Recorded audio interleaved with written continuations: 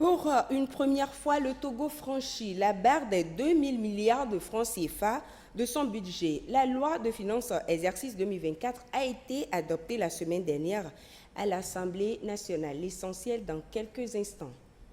Vous suivrez également dans ce magazine l'importance des règles d'origine de la CEDEAO ainsi que ses avantages pour les opérateurs économiques. C'était le sommaire. Madame, Monsieur, bonsoir. Ravi de vous retrouver ce soir pour ce dernier numéro du magazine économique. Le budget 2024, voté la semaine dernière par la représentation nationale, s'équilibre en ressources et en charges à 2179 milliards de francs CFA. Et c'est la première fois que le budget franchit la barre des 2000 milliards de francs CFA au Togo. Carmen Madié a participé aux activités. Voici son reportage. Le budget exercice 2024 s'équilibre en ressources et en charges à 2179 milliards 125 millions 9 000 francs CFA, une augmentation de 10,3% par rapport à l'exercice 2023, passant pour la première fois le cap symbolique de 2000 milliards de francs CFA. Le budget a été voté à l'unanimité. Au Togo, nous pouvons être fiers que la croissance économique se consolide. Depuis 2021, que nous avons abordé une relance après la Covid, nous n'avons connu que des niveaux de croissance de plus en plus élevés. C'est quelque chose que nous notons en premier lieu. En deuxième lieu, c'est que avec les difficultés que nous notons sur les marchés financiers, nous avons l'obligation de poursuivre et de consolider l'élargissement de l'assiette fiscale pour pouvoir mobiliser davantage de ressources nationales. En lien avec la feuille de route 2025, ce budget promeut le développement soutenu des secteurs productifs, notamment l'agriculture, l'industrie, le transport, la logistique et les services de qualité.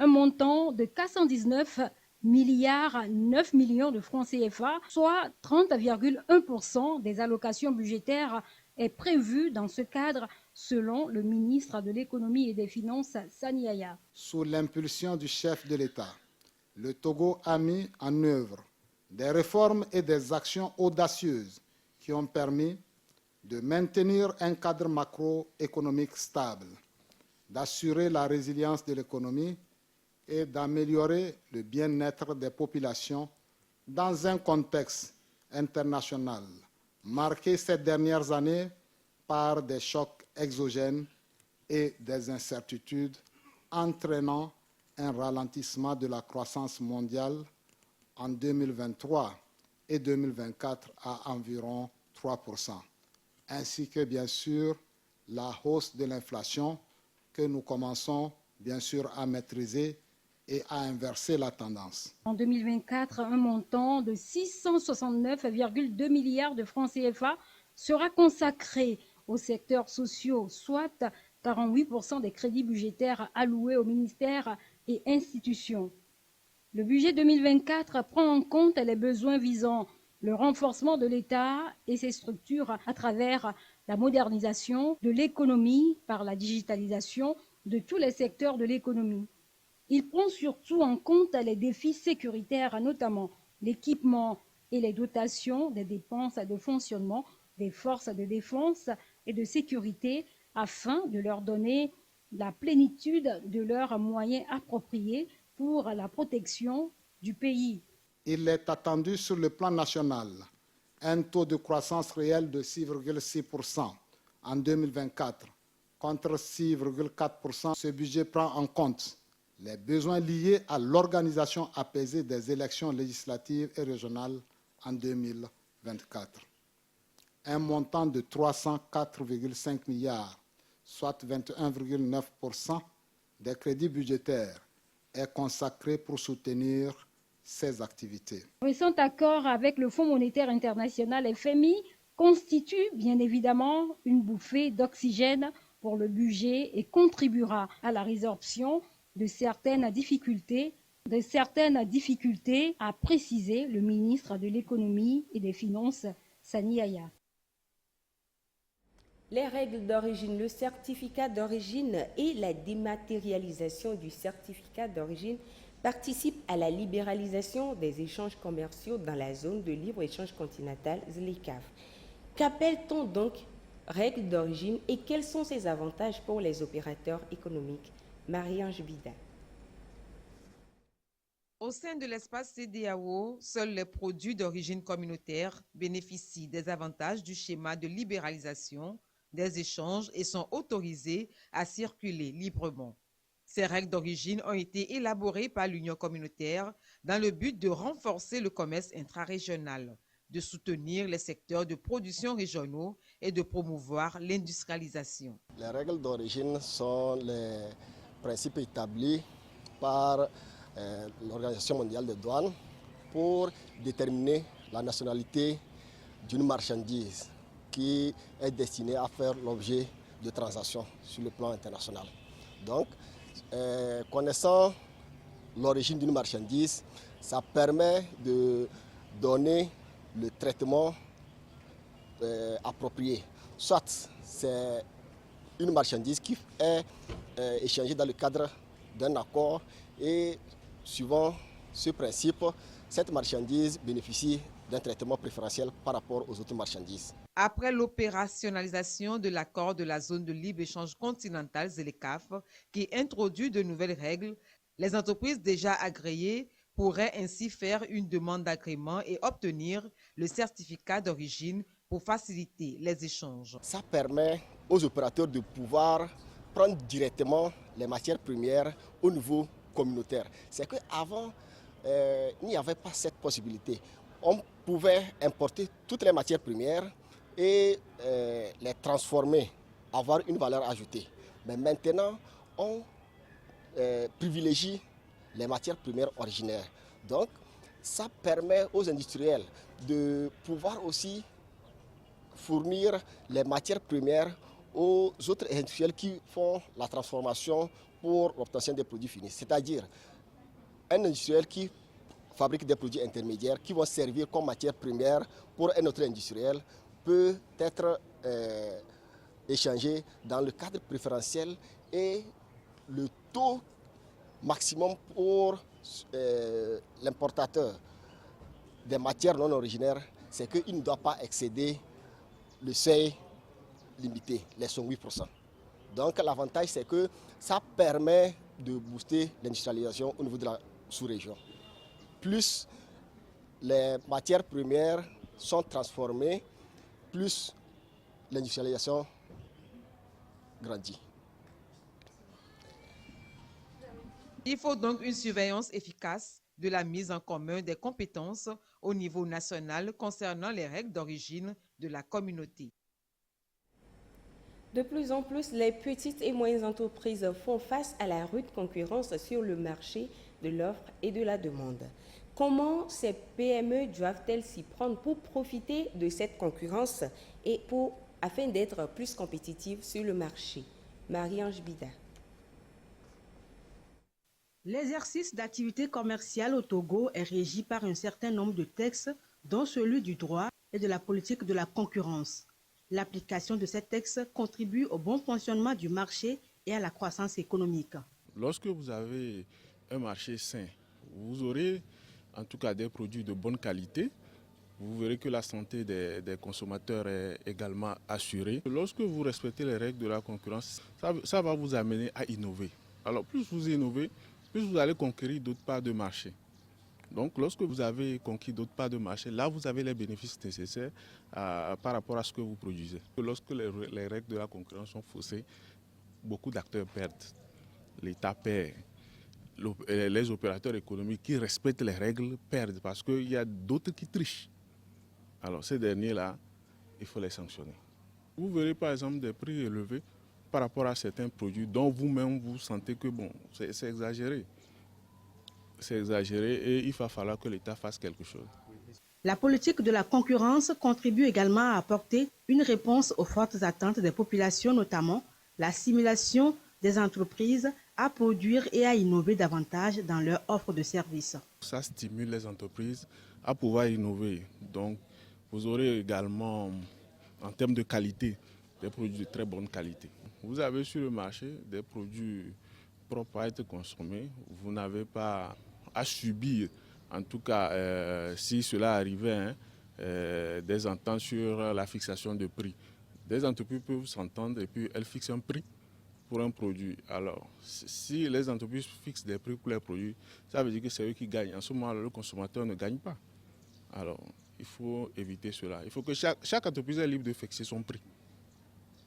Mais vous ne devez pas vous entendre pour fixer le prix, afin de vraiment laisser libre cours au jeu de la concurrence sur le marché.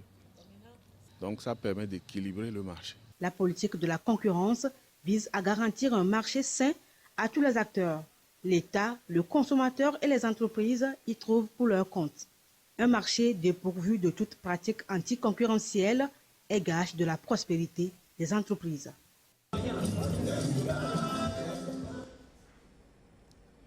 L'Office togolais des recettes OTR digitalise davantage ses services. Cette fois-ci, il s'agit de la création du numéro d'identification NIF et le paiement de la TVM, taxe sur les véhicules à moteur.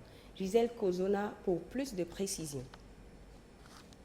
L'Office togolais des recettes OTR rend accessible la création du numéro d'identification fiscale NIF et le paiement de la taxe sur les véhicules à moteur TVM en ligne. La digitalisation de ces services représente un gain de temps considérable pour les usagers qui pourront désormais réaliser ces démarches depuis le confort de leur domicile. Avec cette plateforme aujourd'hui, tout citoyen qui désire importer un véhicule peut se dédouaner à partir donc, de ce NIF-là. Toute personne qui souhaite procéder à la création du titre foncier via cette plateforme peut se faire identifier, donc obtenir le NIF et maintenant, lors des formalités de paiement des droits de mutation, procéder à l'utilisation de ces NIF-là. Lorsque vous y accédez, on vous demande de renseigner votre numéro de téléphone et à partir de ce numéro de téléphone, un code de sécurité vous est envoyé. Et à partir de ce code de sécurité, vous pouvez procéder maintenant au paiement de la taxe. Cette réforme s'inscrit dans le cadre de la politique de proximité de l'OTR et de la modernisation des services de l'administration fiscale. La nouvelle plateforme d'immatriculation fiscale des particuliers est http://nif.otr.tg et la plateforme de paiement de la TVM est OTR TVM. Cette fois-ci, ce sont les petites et moyennes entreprises qui ont besoin de la digitalisation pour être plus compétitives. Que ce soit au niveau de la vente ou de la gestion, elles ont besoin d'innover. Plus question de faire du porte-à-porte, les produits sont postés en ligne et ils ont donc la possibilité d'être vus par un grand public, ce qui favorise plus de ventes et donc plus de rentabilité. La digitalisation des PME pour plus de rentabilité, c'est avec Clarisse Atticlé. En dépit de leur taille réduite, les micro, petites et moyennes entreprises jouent un rôle essentiel dans la croissance économique. Avec une représentativité de 95% du secteur privé togolais, elles jouissent d'une flexibilité et d'une agilité qui leur permettent de s'adapter et d'innover particulièrement. Aller vers la digitalisation fait partie des innovations qui contribuent à leur rentabilité. C'est très important pour moi de digitaliser mon entreprise parce que maintenant, nous ne vendons pas sur place, nous vendons plus en ligne. Quand tu mets tes produits sur WhatsApp, sur TikTok, sur Facebook, il y a plus de clientèle là que de t'approcher, de faire porte-à-porte. Donc, la digitalisation permet d'une part d'améliorer les process internes, la communication déjà avec ses collaborateurs, la communication avec ses partenaires, qu'ils soient locaux ou internationaux, la possibilité d'interagir avec ses clients, qu'ils soient locaux ou internationaux, informatiser ses processus internes, toutes choses qui permettent d'améliorer la productivité et par ricochet la rentabilité de l'entreprise. Et il est important pour une PME qui a vocation à atteindre une taille importante, voire devenir une grande entreprise, d'aller chercher au-delà des frontières du Togo. Donc la digitalisation, parmi les outils qu'on a présentés, est un outil puissant pour aller faire de la prospection au-delà de nos frontières, dans la sous-région, voire au-delà du continent. Donc rien qu'avec cet outil de prospection et de recherche des clients, ça permet d'améliorer son chiffre d'affaires et quand même la performance de l'entreprise. La digitalisation confère également une certaine résilience aux PME, tant sur le plan structurel que financier, dans un monde en constante évolution. Il y a tout ce qu'il y a comme outil de gestion. Gestion de la comptabilité, gestion du personnel, gestion de la paye, gestion de la facturation, gestion de la clientèle pour optimiser le fonctionnement, on va dire, opérationnel de l'entreprise. La problématique de financement, généralement ce qu'on reproche aux PME, PMI, c'est la non-fiabilité de nos informations et la traçabilité de ce qu'on fait. Donc à travers la digitalisation, ça permet à la PME de centraliser la plupart, sinon toutes ces opérations en un seul endroit.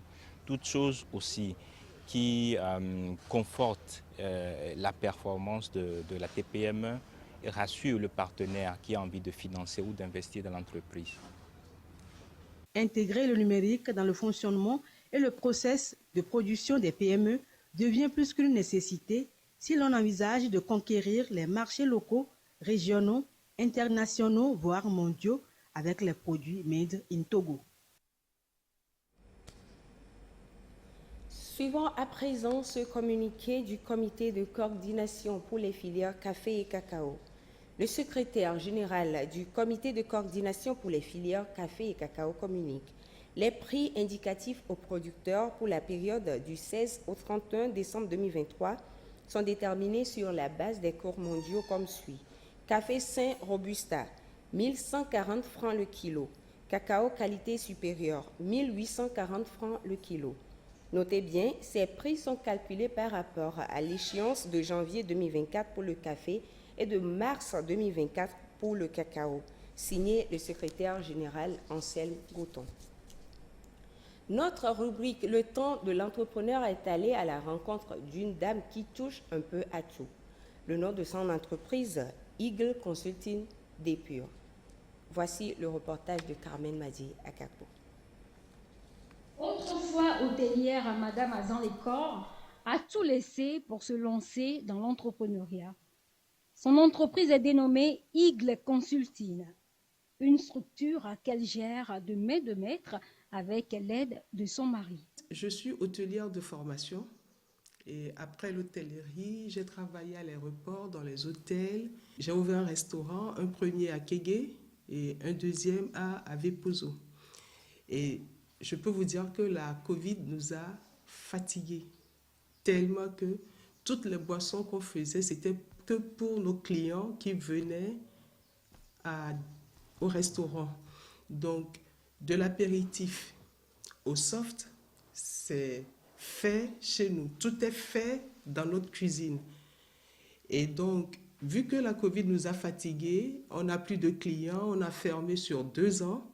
On a pris l'initiative de sortir avec ces produits, puisque les gens en demandent toujours, de sortir avec ces produits, d'où l'idée est venue, fermer un peu le restaurant et aller vers les clients avec nos produits. Eagle Consulting est spécialisé dans divers domaines. Nous sommes ici à l'unité de transformation. Nous avons surpris M. Azan-Lécor à l'œuvre. On filtre toute la quantité et après, on procède à la mise en bouteille du cristal, de taurus, ainsi de suite. Là maintenant, nous allons assister à la mise en bouteille de taurus. Le taurus est obtenu à base du sourabi avec quelques ingrédients des feuilles traditionnelles que nous avons l'habitude de consommer habituellement en famille ou dans la société. Pour montrer notre exigence de qualité, nous prenons le sourabi dans notre ferme familiale. Là, nous contrôlons tout le processus d'abattage du palmier, du reboisement, la collecte du vin de palme, la fermentation du vin de palme, la distillation. Tout se fait selon un principe qui est traditionnel. En dehors des liqueurs connues sous la marque Dépur, Eagle Consulting produit également d'autres boissons typiquement made in Togo. Nous sommes en train de faire la cuisson du lira. Le lira, c'est à base de maïs. Le maïs est trié, lavé, malté. Et après le maltage, on fait la mouture. Et la mouture, maintenant, on vient à la cuisson. Donc, c'est du maïs mélangé de l'eau qui est sur le feu. Après la cuisson, on laisse fermenter la boisson. Et quand c'est fermenté, après, on passe à la mise en bouteille. Et après la mise en bouteille, la pasteurisation, et ça va dans le carton pour le magasin. À part le lira, on a du tchoukoutou et on a du tchakpalo aussi. Madame Azan Lekor est également spécialisée dans la poterie, dans sa posture de femme battante. Elle touche à tout. Aujourd'hui, je peux dire que ça va, du moment où ce qu'on sort, on le vend bien, les gens apprécient.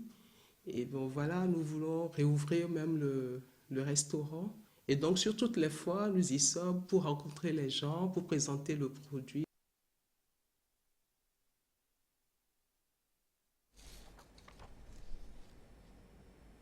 Faisons maintenant le tour des journaux de la place pour nous enquérir de l'actualité économique du moment. Et c'est avec Marie-Ange Bida.